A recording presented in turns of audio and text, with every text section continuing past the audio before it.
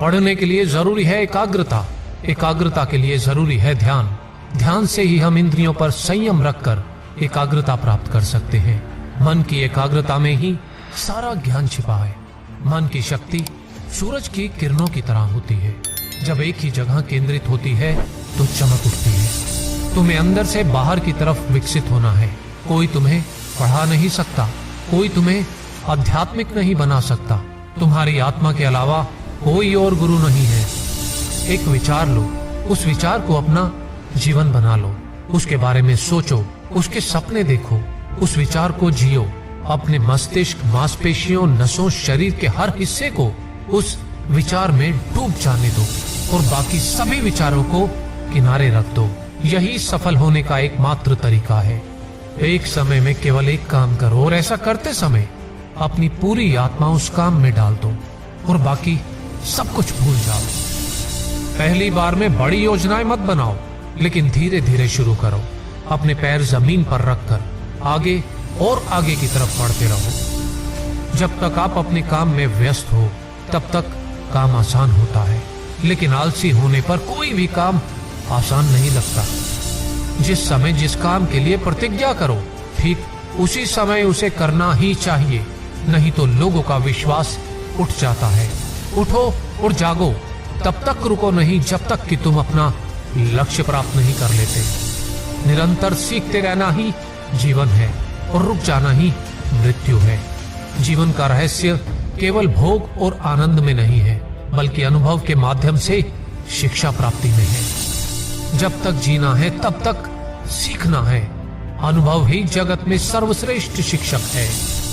जिस शिक्षा से हम अपना जीवन निर्माण कर सके, मनुष्य बन सके, चरित्र गठन कर सके और विचारों का सामंजस्य कर सके, वही वास्तव में शिक्षा कहलाने योग्य है। हम वो हैं जो हमें हमारी सोच ने बनाया है। इसलिए इस बात का ध्यान रखें कि आप क्या सोचते हैं। जो तुम सोचते हो वो तुम बन जाओगे। यदि तुम खुद को कमजोर सोचते हो तो तुम कमजोर हो जाओगे। अगर खुद को ताकतवर सोचते हो तो तुम ताकतवर हो जाओगे। बाहरी स्वभाव केवल अंदरूनी स्वभाव का बड़ा रूप है। वो कायर है जो कहता है यह किस्मत है, वह मजबूत है जो खड़ा होकर कहता है मैं अपना भाग्य खुद बनाऊंगा। कभी ना कहो मैं नहीं कर सकता, क्योंकि आप अनंत हैं।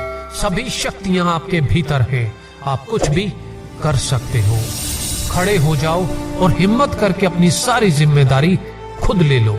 यह तय करो कि अब से अपनी असफलता के लिए किसी और को दोषी नहीं ठहराओगे, न किसी और के भरोसे कोई काम करने की सोचोगे। तभी तुम अपने भाग्य का निर्माण खुद कर पाओगे और तुम्हारा भविष्य उज्जवल होगा। जो कुछ भी आपको शारीरिक, बौद्धिक और आध्यात्मिक रूप से कमजोर बनाता है, उसे अपने जीवन से तुरंत निकाल दो। लगातार पवित्र विचार करते रहे। बुरे संस्कारों को दबाने के लिए एकमात्र समाधान यही है। जीवन का रहस्य भोग से नहीं, अनुभव के द्वारा शिक्षा प्राप्ति में है।